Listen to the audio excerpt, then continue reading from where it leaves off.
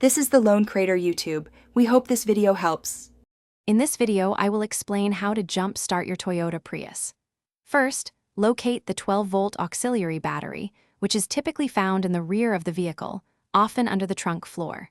Before doing anything else, ensure both vehicles are completely turned off. For your safety, it's always a good idea to wear safety glasses and gloves when working with car batteries and jumper cables. This helps prevent any potential hazards. Now, let's connect the jumper cables. Take one end of the red, positive cable and securely attach it to the positive terminal on your Prius's 12-volt battery. Then, connect the other end of that same red cable to the positive terminal of the assisting vehicle's battery. Next, take one end of the black, negative cable and connect it to the negative terminal on the assisting vehicle's battery. For the final connection, attach the remaining end of the black, negative cable to a clean, unpainted metal part on your Prius's chassis, away from the battery. This provides a good ground.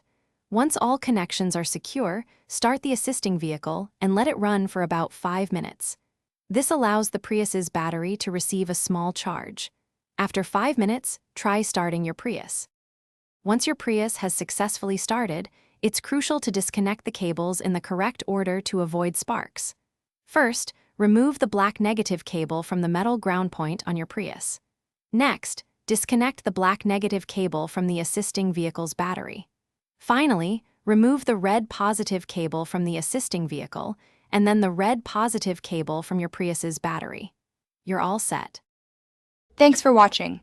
Consider subscribing if we helped you.